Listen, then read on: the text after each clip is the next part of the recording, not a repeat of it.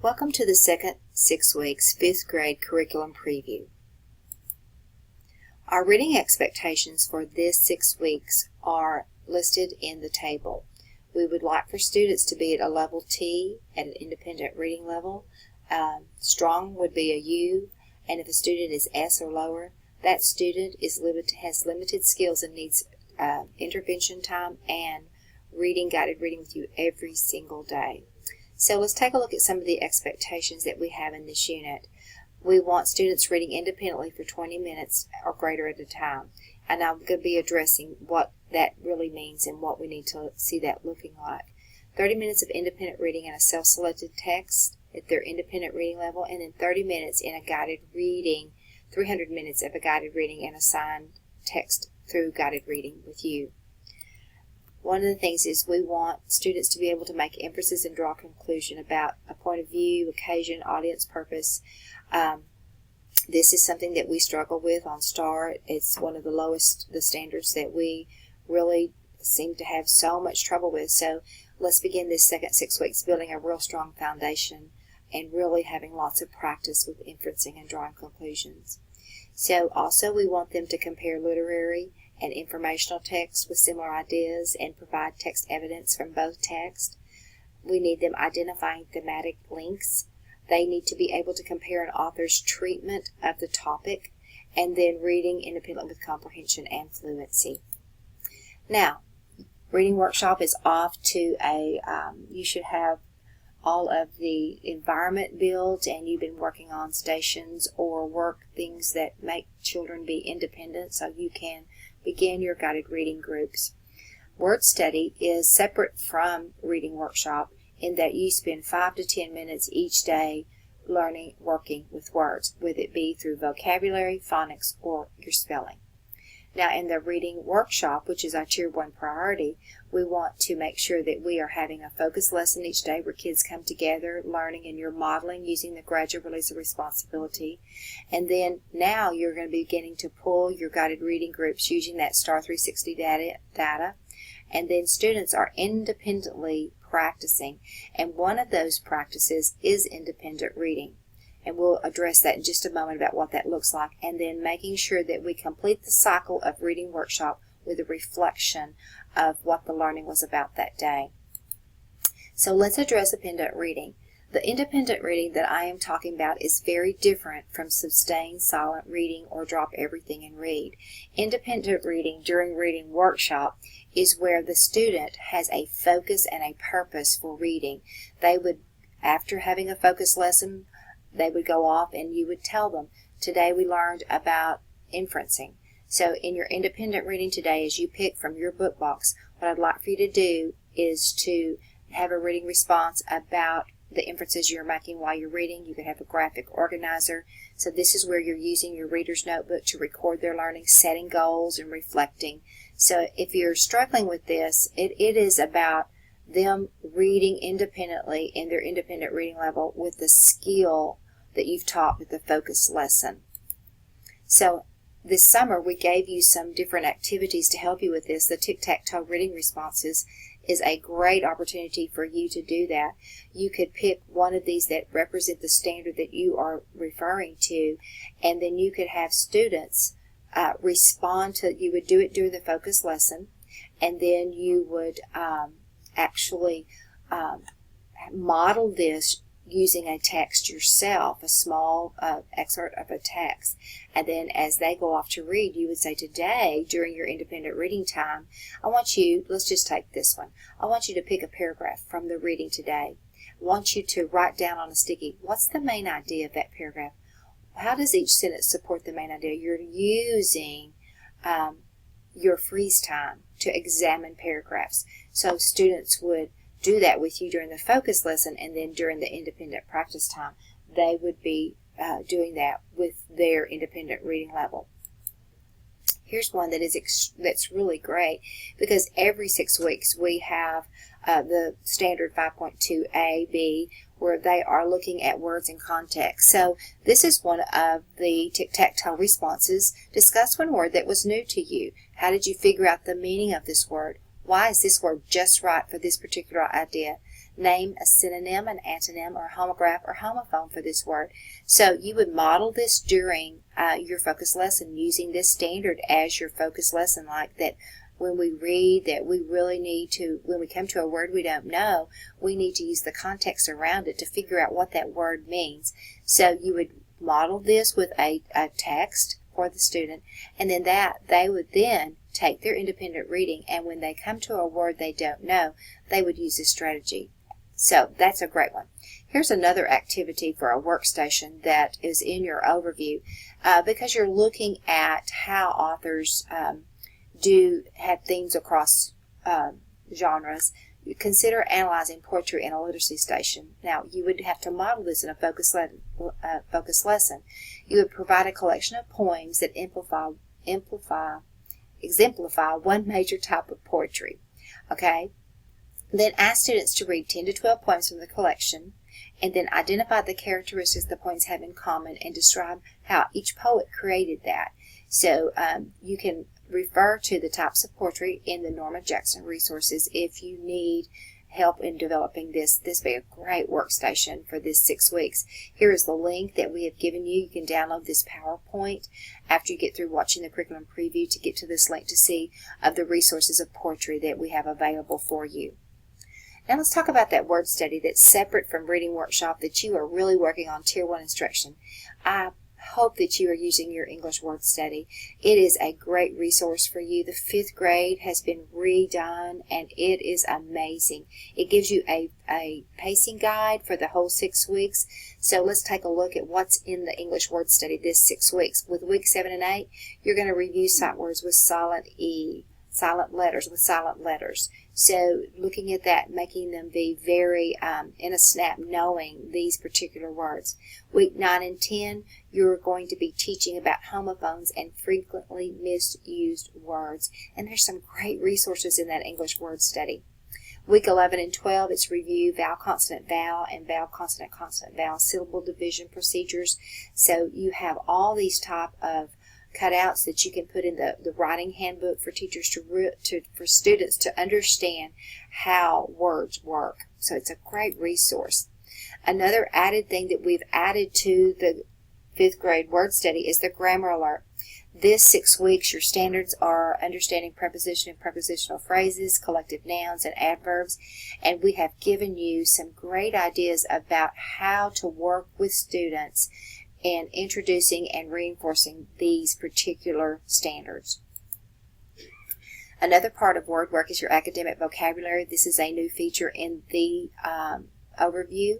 So we have it here in the content connections. We have added the piece. We have now translated that for you SLAR teachers. So you'll find that in yearly content. Here's the English and then the Spanish, and to incorporate that into your instruction. The leading standard for this 6 weeks is the figure 19F. The student is expected to make connections between and across multiple texts of various genres and provide textual evidence. So that is your lead standard for this 6 weeks. So how are we going to get there? So let's take a look. I am looking, if you have your unit overview right now, I am looking at page 6 where it starts the focus lessons. And so as you're planning, you may want to use the planning document that we have for you in Year at a Glance. You have some calendars that you can jot down and really plan with using this. So the first thing you would want to do, one of the first focus lessons, you would want to use your poster do actions, always speak louder than words, and do an anchor chart routine with them. And in the overview, we've given you kind of like what you would teach there with that, doing an anchor chart, because you're going to really use those 4 questions each 6 weeks to examine text. Then we're going to turn to page 7, and we're going to look at that you would need to introduce the SOAP's Think Sheet. Now, sometimes when we do this, it's a little overwhelming, and it doesn't look very pretty when you first use it, but you must model how to use SOAPs with the students in your focus lesson before you ever send them out. So you'd model your thinking about how to guide students through that analysis and comparison with a variety of texts. You would model that with them. And we have some great suggestions in the overview for how you would do that with them. So you're going to introduce and model that. So that's a key lesson. Then the other thing that you need to be doing at least once a week is a close reading with them. You may use poetry, play, fiction, expository, procedural, but taking students through a close reading, and if you need help with that, the close reading tips, which is in the Norma Jackson resources, is your plan for helping you do that. So that's great. And once again, using that.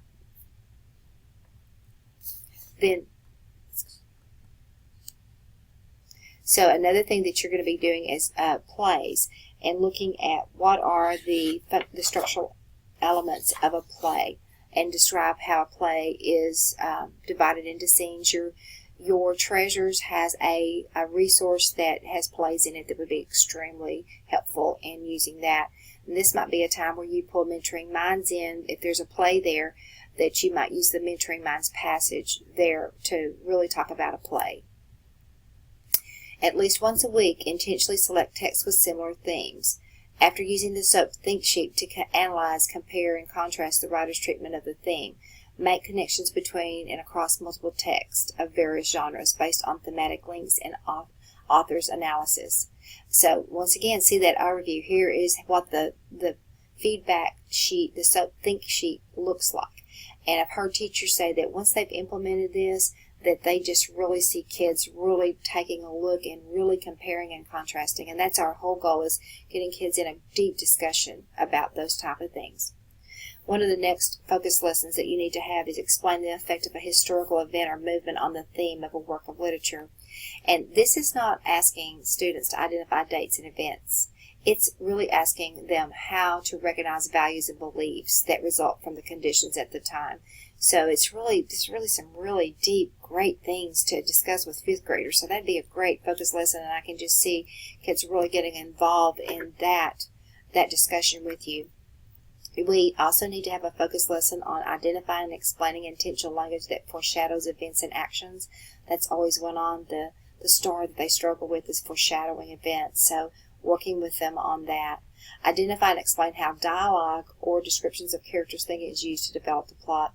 We always struggle with dialogue, especially within plays or following a dialogue, who's saying what. So teaching kids to really understand how dialogue affects the text. So those are your focus lessons. So let's turn to, now that you've had your universal screener, you should be forming your guided reading groups. You may already do that.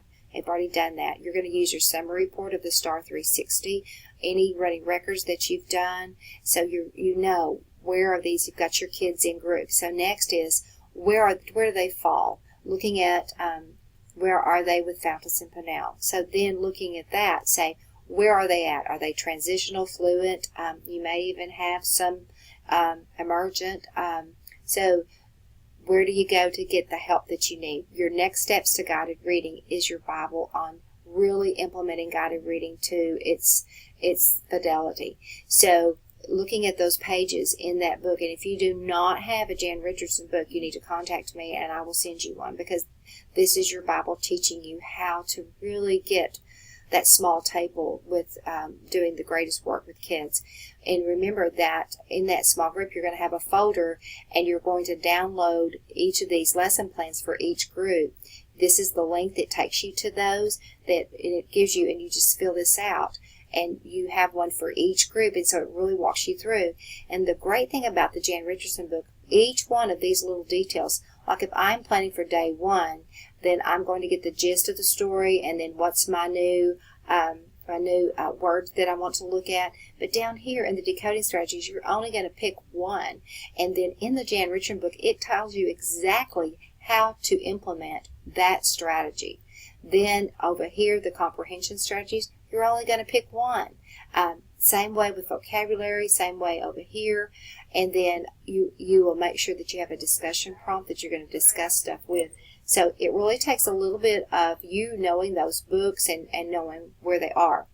I really want to encourage you to use the Continuum of Literacy Learning. Remember, this summer, if you came to the training, we really explained this resource, the very last book of the last tab of it. So let's just say that you have students and you have some that are at a level T that you want to take a look at. So in the back of that continuum, it tells you what are the characteristics of a level T text, and then it tells you what are the skills that you need to teach for a child to really grasp a level T and move up to a level U. So the continuum is a rich resource for you, helping you to really move those kids from group to group. So what resources are you going to use? In every building, there's a leveled library. We have made sure that we have purchased materials for that. So you know that they're in a level T. You're going to go and you're going to say, okay, this group's a level T. I'm going to go to the leveled library, and you're going to check out books that you feel like are going to be a good fit for that group, and you'll check those out and you'll take those back to use, and then you'll be using that lesson form, that lesson template to build that lesson.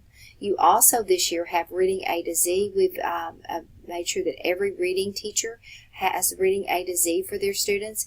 You go to the leveled text, the leveled books section of Reading A to Z. You click on the level that you want, and then it gives you all these books that you can do a guided reading lesson with. It also has projectables that you could use, and your academic coaches will be training you on that for you to better understand. Both of these resources are extremely important that you use, so make sure that you're using both of them. Then we have Rise Kids. Rise Kids is what we want you to use in one of your workstations for the students. Rise Kids, once again, your academic coaches will be showing you, if you do not know how to level your kids in Rise Kids.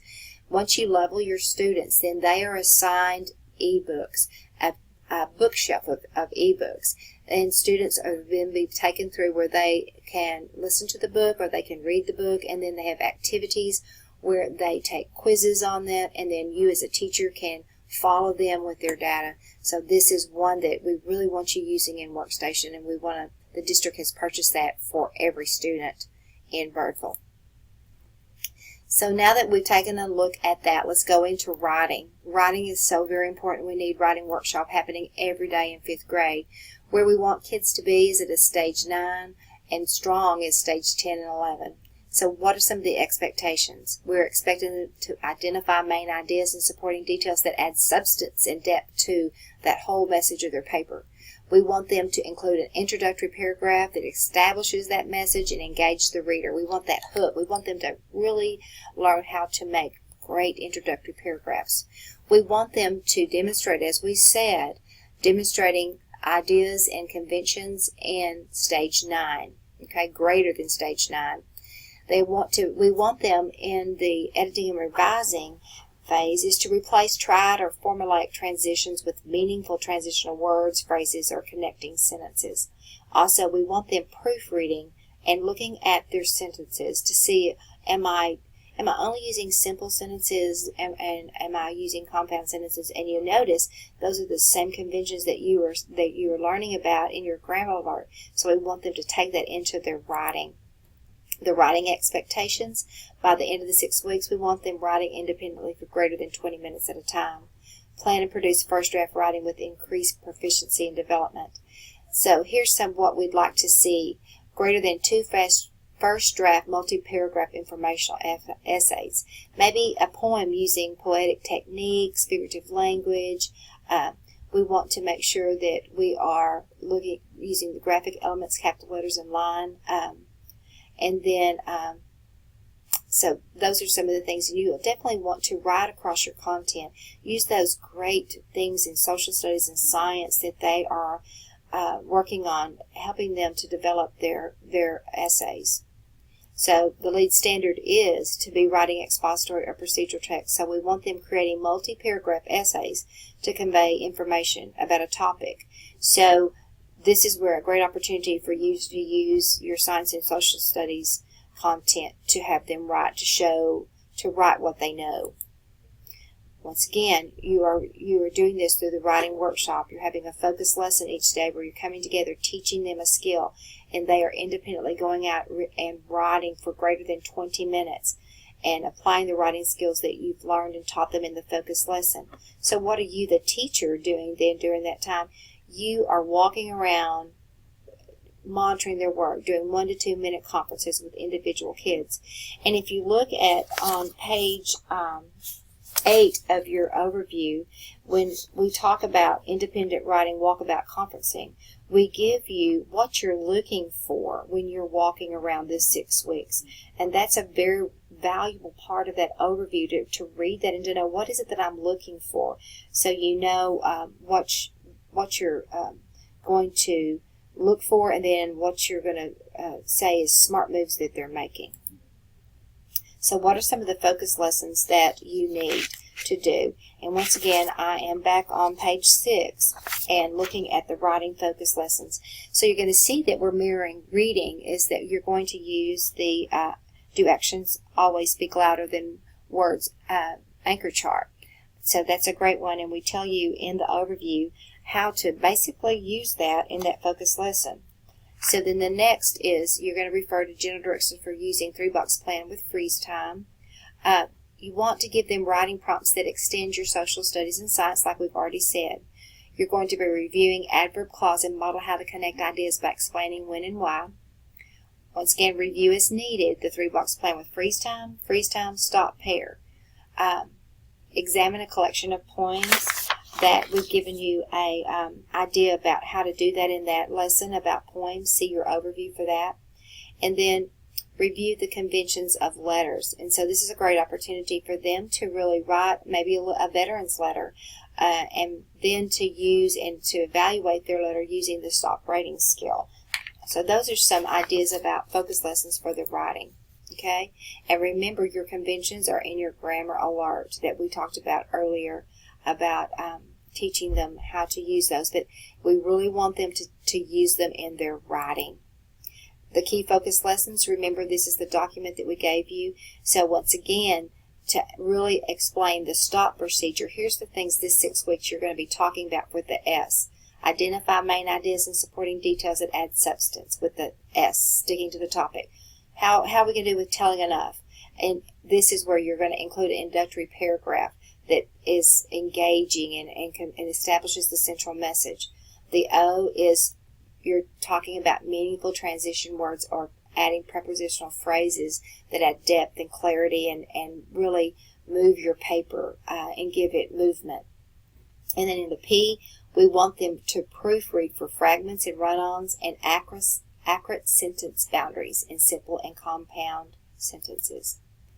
That ends this curriculum preview. I hope you have a great planning time. Please contact your academic coach if you need help, or myself. We look forward to a great 6 weeks. Thank you for your time.